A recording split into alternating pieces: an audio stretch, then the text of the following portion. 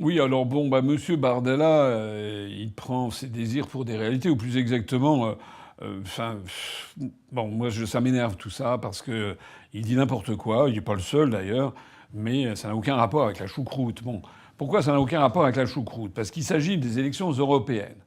Or, un député européen n'a pas le pouvoir de changer les traités européens. Donc, dans l'espace Schengen, c'est incrusté dans les articles 67, 78, 79 du traité sur le fonctionnement de l'Union européenne. Il y a la libre circulation des marchandises, des personnes et des biens. D'ailleurs, tout le monde peut le voir. Enfin, il suffit d'aller, je ne sais pas, si vous habitez à Nice, vous allez en Italie, vous passez à Vintimille, il y a plus de frontières nulle part. C'est pareil quand on est à Hendaye et qu'on veut aller à San-Sébastien en Espagne. Ce qu'avant, il y avait des guérites, ça a été supprimé.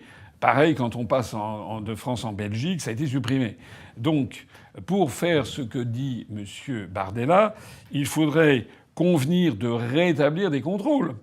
Puisque par définition, et si j'ai bien compris, il faudrait laisser passer les Européens, enfin les citoyens ayant la nationalité d'un État de l'Union européenne. Eux pourraient passer librement et les autres ne pourraient pas. Ça veut donc bien dire qu'il faudrait rétablir des contrôles aux frontières. Enfin, donc M. Bardella, en fait, n'a pas lu les traités européens, puisque je rappelle que je crois que c'est dans l'article 67 du traité sur le fonctionnement de l'Union européenne qu'il est précisé que l'Union européenne assure l'absence de contrôle aux frontières. Voilà.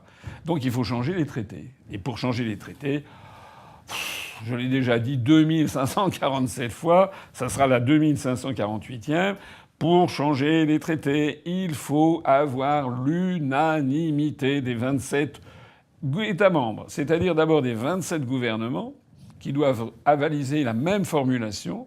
Et ensuite, ça c'est au niveau des exécutifs, pour la signature du traité. Et ensuite, les traités internationaux, après avoir été signés, doivent être ratifiés. Ratifiés par les peuples. Les signatures, ce sont les gouvernements. Les ratifications, ce sont les peuples. Sinon, le traité n'est pas valable. Donc il faut ensuite avoir 27 ratifications. Et comment se font les ratifications? Par les parlements nationaux, dans l'écrasante majorité des cas, ou dans certains cas, ça dépend des pays, ils peuvent le faire soit obligatoirement, de façon obligatoire, soit au choix, par un référendum. C'est ce qui s'est passé pour le traité constitutionnel européen de Giscard. En fin 2004, le gouvernement français avait signé la Constitution européenne, le projet de Constitution européenne, et Jacques Chirac avait présenté ça pour la ratification au référendum des Français qui ont dit non à 55% des suffrages. Le résultat d'ailleurs, c'est qu'ensuite Sarkozy après a fait une petite magouille en modifiant, en créant deux traités là où il n'y en avait qu'un seul et en changeant 3 points virgule. Il a fait ça avec les 27 partenaires dans une opacité complète. Et ensuite, ça a été ratifié ça a été signé par les 27 gouvernements et ratifié en France par la procédure du Congrès, c'est-à-dire les parlementaires, les députés et les sénateurs, et non pas par le peuple français. Ce qui fait qu'on a eu cette, comment dirais-je, forfaiture, en fait, politique, qui est qu'on nous a imposé sous forme de traité de Lisbonne, le traité de la Constitution européenne que les Français avaient refusé par référendum. Alors, malheureusement, ça n'est pas illégal, ça n'est pas inconstitutionnel de faire ça, mais c'est profondément antidémocratique. Et c'est de ce jour, à mon avis, que date le début de divorce profond entre la France et la construction européenne, où les Français, du moins ceux qui sont les plus éveillés, ont compris qu'il s'agissait d'une procédure dictatoriale. Voilà. Alors donc, je pense avoir répondu à peu près à la question sur Bardella. Bardella, quand il propose ça, c'est absolument impossible, puisqu'il faudrait changer les traités. Or, dans ce que j'ai dit, si les personnes qui m'écoutent m'ont suivi attentivement, il faut donc les 27 signatures de 27 gouvernements, les 27 ratifications de parlements nationaux ou de référendums. Ça fait donc 54 institutions. Et notez bien qu'à aucun moment dans ce que je viens de vous dire, il est question des députés européens. Les eurodéputés ne peuvent rien changer aux traités européens. C'est d'ailleurs la raison pour laquelle nous vivons une farce tous les 5 ans. Là, on la vit. C'est de la commedia dell'arte. C'est-à-dire que vous voyez Madame Marie Toussaint qui vient expliquer que selon elle, il faut que l'Europe ait une autre vision de l'agriculture. Alors les gens l'écoutent, très bien, mais ça ne change absolument rien. Elle pourrait dire n'importe quoi, ça ne change rien puisqu'elle n'a pas le pouvoir de changer. C'est pareil pour Bardella, il explique que il voudrait ça. En fait, tout ça, c'est pas bien, en fait. Parce que ça veut dire qu'il ment aux Français. Moi, je fais de la politique, je suis pas là pour mentir, je suis là pour dire la réalité. D'ailleurs, puisqu'on parle de Bardella, il y a deux choses à dire aussi à son sujet. C'est que j'ai vu aussi qu'il se répand, là, puisqu'il est invité partout, bien sûr, il se répand donc en fustigeant l'immigration illégale. J'ai vu qu'il y a une députée nationale qui s'appelle Madame Edwige Diaz, D-I-A-Z, qui se trouve être donc une députée du Rassemblement national, qui a fait des déclarations aussi il y a quelques jours, justement pour fustiger l'immigration illégale. Alors là, j'insiste auprès de toutes les personnes qui m'écoutent, faites très, très, très attention. Vous êtes en train de vous faire enfumer. Parce qu'ils disent bien l'immigration illégale. Hein. Or, j'ai déjà expliqué, en me fondant sur le discours de Mme Ylva Johansson, commissaire européenne de nationalité suédoise, qui est la commissaire européenne actuelle chargée des affaires intérieures de l'Union européenne, c'est l'équivalent du ministre de l'Intérieur. Mme Ylva Johansson a expliqué au mois de décembre dernier, novembre ou décembre dernier, à Madrid, ce qu'était la politique de l'Union européenne en matière migratoire. Or ça, c'est déjà un premier point. Alors je l'ai déjà dit, mais je crois qu'il faut que je le répète parce que ça a du mal à passer dans les têtes. Il faut savoir que depuis le traité d'Amsterdam, la politique migratoire n'est plus de la compétence des États. Le traité d'Amsterdam a été signé en 1997, ratifié en 1998, dans le dos des Français en France, c'est-à-dire par le Parlement, et entré en vigueur au 1er janvier 1999. C'est-à-dire il y a 25 ans, un quart de siècle. Ça fait un quart de siècle que ce traité est entré en vigueur, le traité d'Amsterdam, qui a un certain nombre de dispositions, mais notamment a pour effet que les politiques migratoires des États, qui relevaient auparavant de la coopération interétatique, désormais ont été communautarisées. C'est désormais de compétences communautaires. Donc ça veut dire, c'est quand même un truc absolument incroyable, que ça fait un quart de siècle que vous avez des Bardella, des Le Pen, des Zemmour, des Marion Maréchal, des Ciotti, des Bellamy, etc., ou de l'autre côté d'ailleurs des Manon Aubry, des Mélenchon, qui glosent sur la politique migratoire qu'il faut adopter, alors que la première chose qu'ils devraient dire aux Français, c'est que ce que moi je dis, c'est que d'abord et avant tout, c'est une compétence communautaire, c'est une compétence qui relève de la Commission européenne.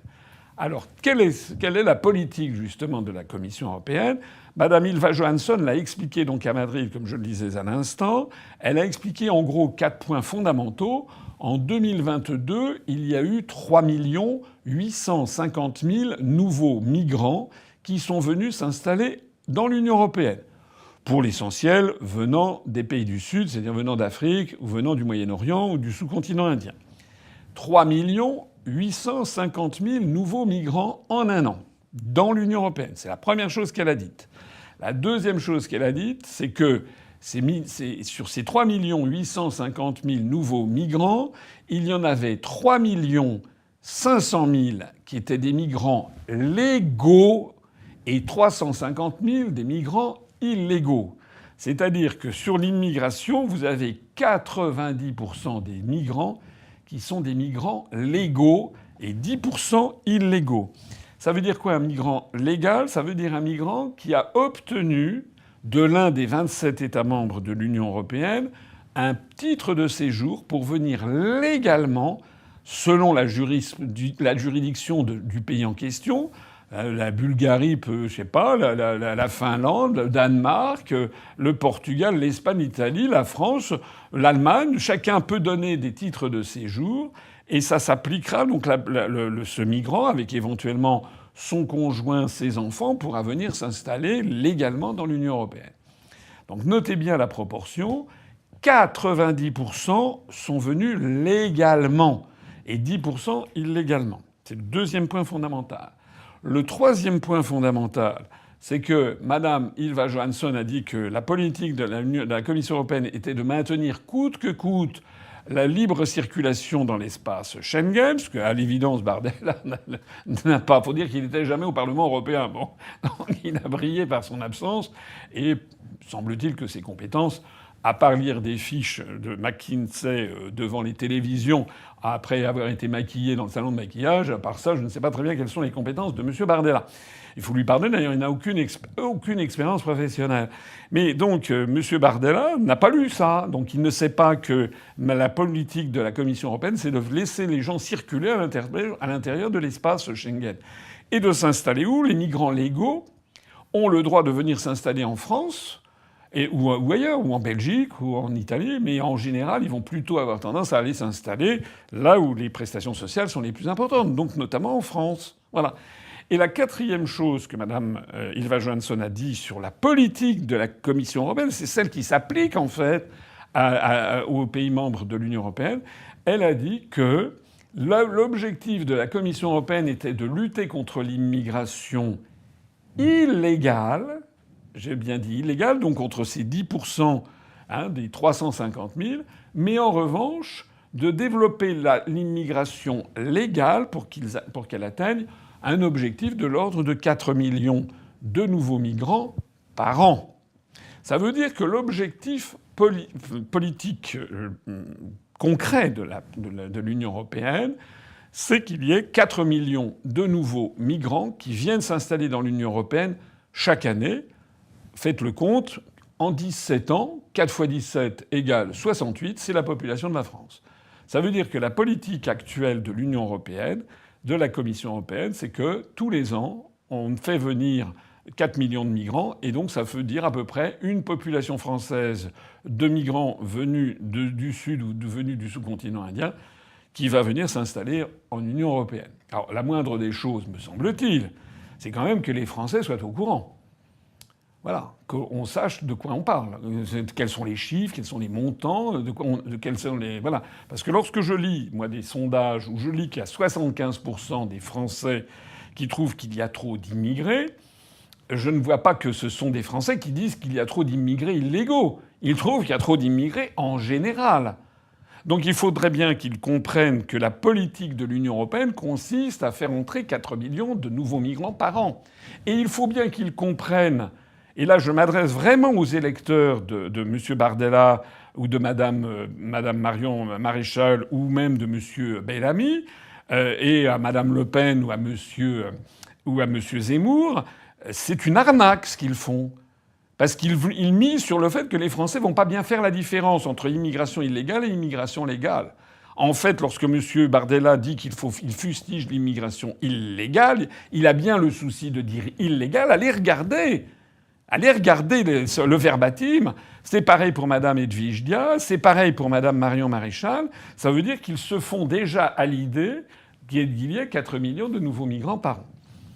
La meilleure preuve d'ailleurs de ce que je dis, c'est que c'est exactement ce qui est arrivé aux Italiens avec Mme Meloni. Mme Meloni avait fait croire aux Italiens qu'elle allait arrêter toute immigration. J'ai déjà eu l'occasion de le dire 50 fois, avec des affiches tout à fait comme ça, tonitruantes, fuori stranieri, c'est-à-dire dehors les étrangers, ou bien alors blocco navale et blocus naval. Donc beaucoup d'Italiens ont voté pour l'arrêt complet de l'immigration. Et puis en fait, ben non, pas du tout. C'était simplement, elle visait l'immigration illégale. De telle sorte que d'ailleurs, Mme Meloni, qui est membre de l'Italian American Foundation, soit dit en passant, Mme Meloni, eh bien, elle a décidé, cette année en 2024, d'accorder 458 000, je dis bien près d'un demi-million de titres de séjour à des nouveaux migrants. Voilà. Mme Meloni qui se présente d'ailleurs aux élections européennes au nom de Fratelli d'Italia. Mme Meloni qui a parmi les personnes éligibles sur la liste de Fratelli d'Italia, M. Sofo, qui se trouve être dans la vie privée le mari de Mme Marion Maréchal, avec qui, je crois, ils ont eu un enfant. Et Mme Marion Maréchal a fait savoir que si elle était élue députée européenne, elle siégerait avec son mari dans le même groupe, le groupe ECR de Mme Meloni. Donc il faut vraiment que les... Je suis désolé, c'est pas drôle. Et c'est pas très agréable de dire ce que je dis, mais c'est mon rôle. Enfin, je veux dire, si les Français veulent arrêter d'être pris pour des billes, il faut quand même qu'ils regardent les choses en face. Et je ne veux pas qu'il y ait des trolls. Il y a des trolls qui vont dire « Ouais, vous êtes jaloux. » Non, je suis pas jaloux. qu'ils aillent demander à madame Marion Maréchal, est-ce que oui ou non, vous allez vous opposer à 90% de l'immigration qui est l'immigration légale. Pareil pour Bardella. Et vous verrez que d'un seul coup, il n'y aura pas de réponse. C'est ça la vérité. Hein, bon, je ne vais pas dire ce que nous, on propose. J'ai déjà eu l'occasion 50 fois de le dire. Nous, on propose sur ces questions migratoires, eh bien, d'essayer d'arrêter réellement le flux migratoire, puisque c'est de ça qu'il s'agit. Ne serait-ce que pour calmer la situation, par exemple en France, qui est mauvaise, où il y a effectivement, il y a les esprits se sont échauffés, notamment il y a beaucoup de Français qui en ont par-dessus la tête et qui corrèlent la montée de la violence à la montée de l'immigration. Donc on est en démocratie ou on n'est pas en démocratie. Si on est en démocratie, il paraît-il qu'il y a 75% des Français qui trouvent qu'il y a trop d'immigrants, il faut arrêter donc l'immigration. En tout cas, il faut tout faire pour l'arrêter, qu'elle soit illégale ou légale. Et donc ça veut dire de ce point de vue-là qu'il faut remettre en cause notre appartenance à l'Union européenne. Et puis qu'on se pose des vraies questions. Parce qu'effectivement, ce que le dit Mme Meloni et ce que dira Mme Marion Maréchal ou M. Bardella s'ils arrivaient au pouvoir, ils diraient ce que dirait Mme Meloni, c'est qu'on a besoin de main-d'œuvre. C'est ce qu'on dit.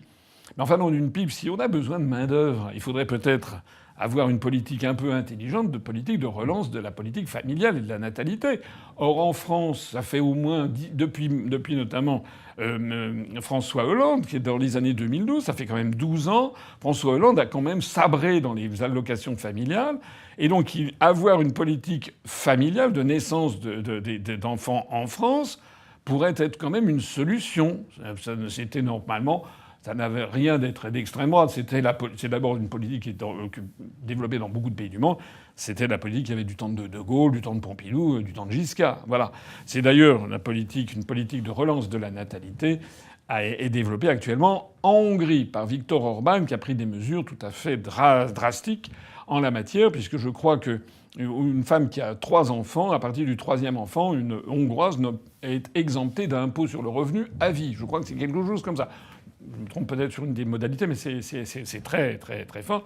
Une vraie relance de la natalité. C'est pas du tout ce qui est prévu par l'Union européenne, qui prévoit au contraire de se satisfaire d'avoir 4 millions de nouveaux migrants venant de l'extérieur. Alors moi, je dis simplement qu'il faudrait que les Français soient consultés et qu'ils réagissent en adultes. Il ne me paraît personnellement pas raisonnable de prévoir qu'il y a en Union européenne une population française de plus venant des pays du Sud tous les 17 ans. Je crois qu'actuellement, il serait sage pour la paix publique, pour la paix civile, d'arrêter les flux migratoires autant que faire se peut. On ne peut pas arriver à un flux zéro, mais on peut quand même, de façon drastique, réduire les flux migratoires pour favoriser l'insertion et l'assimilation des populations immigrées. D'ailleurs, je signale au passage que le parti politique que j'ai créé, l'Union populaire républicaine, est connu pour avoir beaucoup de Français d'origine immigrée. Et beaucoup partagent mon sentiment. Parce qu'il ne faut pas avoir cette vision selon laquelle il y aurait des immigrés qui voudraient en faire entrer d'autres, etc. Non. Regardez les politiques migratoires du Maroc vis-à-vis du Sahel, vis-à-vis de l'Algérie, de la Tunisie. Ce sont des politiques extraordinairement fermes.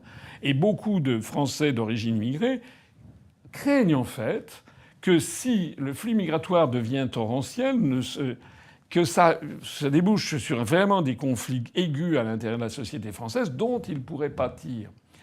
C'est-à-dire il faut vraiment faire attention à ça. À mon avis, ce que je dis, c'est une œuvre de pacification. Il faut ralentir tout ça. Et donc ça veut dire qu'il faut déjà avoir l'esprit clair et il faut notamment sortir de l'Union européenne. Ou alors il faut que M. Bardella et Mme Marion Maréchal expliquent ce qu'ils vont faire vis-à-vis de la Commission européenne. L'idée, ils vont s'y opposer, taratata. C'est ce qu'avait dit Mme Meloni. Le problème, c'est que quand on est dans l'euro et que l'on a une dette et qu'on est tenu à la gorge par la Banque centrale européenne, sinon elle ne rachète pas des obligations assimilables du Trésor, ils auront vite plié. Plié le genou devant la BCE, parce que c'est comme ça que ça se passe dans ces cénacles. Voilà. Je terminerai encore un dernier mot sur M. Bardella. J'ai vu que, je ne sais pas si c'est pas ce soir d'ailleurs, ou un de ces soirs, il paraît-il qu'il a un débat avec M. Attal. Je trouve ça... C'est vraiment... La France n'est plus une démocratie du tout. C'est incroyable. C'est une république bananière. Parce que je sache, M. Attal, qui est Premier ministre, n'est pas candidat. Donc pourquoi est-ce que M. Attal débat avec M. Bardella?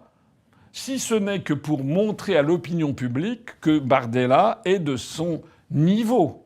Donc ça veut dire que, de façon parfaitement objective, le parti au pouvoir, Renaissance Macron, promeut le Rassemblement national. Il en fait la promotion constante. J'avais déjà eu l'occasion de le dire lors de la conférence de presse de Macron en février. À la fin, il avait consacré 10 minutes pour dire le Rassemblement national, c'est l'horreur, c'est mon combat, c'est le combat de ma vie, c'est contre le RN. C'est vraiment se moquer du monde. Je rappelle à ceux qui seraient encore naïfs que vous avez un monsieur qui s'appelle Sébastien Chenu, qui est député du Rassemblement national, qui est vice-président de l'Assemblée nationale. Et pourquoi? Parce qu'il a eu les voix des macronistes pour arriver à ce poste. Vice-président, il ne l'a pas trouvé dans une pochette surprise. Monsieur Sébastien Chenu a été élu vice-président de l'Assemblée nationale avec les votes du parti macroniste. Alors qu'ils viennent pas nous dire maintenant que c'est la bête immonde, que c'est l'horreur. Tout ça, c'est de l'arnaque. L'essentiel, c'est quoi? C'est que les gens qui sont mécontents, on les pousse à voter pour le RN. Ça va même jusqu'au point de dire contre la vérité que le RN ou Bardella serait pour le Frexit, ce qui est totalement faux. C'est totalement faux, c'est nous qui sommes pour le Frexit. Mais vous comprenez bien que si on dit que c'est Bardella est pour le Frexit, ça introduit la confusion. Voilà. Que ça introduit les gens ne savent plus également à quoi s'en tenir. Voilà. Imaginons, pour que les gens comprennent bien, imaginons qu'il y ait ce soir à la télévision un débat Attal-Asselineau. Est-ce que vous imaginez la promotion colossale que ça nous ferait en termes politiques? Et là, on serait sûr de faire 10 ou 15%, parce que le jeune Attal, je pense que je lui enverrais des missiles politiques et qu'il n'aurait du mal à s'en relever. Voilà. Parce que je connais mes dossiers. Ce qui n'est pas le cas de M. Bardella, qui ne fait que réciter. Et réciter, d'ailleurs, on l'a vu, il récitait le même récitatif que M. Macron lors d'un débat de deuxième tour, je crois, de 2017. On a vu ça a circulé sur les réseaux sociaux. En fait, Bardella, il récitait mais les phrases au mot près de Macron 7 ans avant. C'est-à-dire qu'en fait, ce sont des marionnettes, ce sont des acteurs, de mauvais acteurs de cinéma, tous ces gens-là. Alors si les Français continuent à voter comme ils l'ont toujours fait, comme des zombies hypnotisés en votant pour le RN en croyant que c'est un opposant, là, qu'est-ce que vous voulez, je ne sais plus quoi faire. Voilà. Et heureusement, il y a de plus en plus de gens qui comprennent ça. Et je l'ai dit et je le redis, le véritable opposant à Macron, c'est celui que les médias cachent. Le véritable opposant à Macron, vous l'avez ce soir. Il est caché de tous les médias, il est interdit de tous les débats à 8, et il est le candidat du Frexit. Voilà. Merci beaucoup.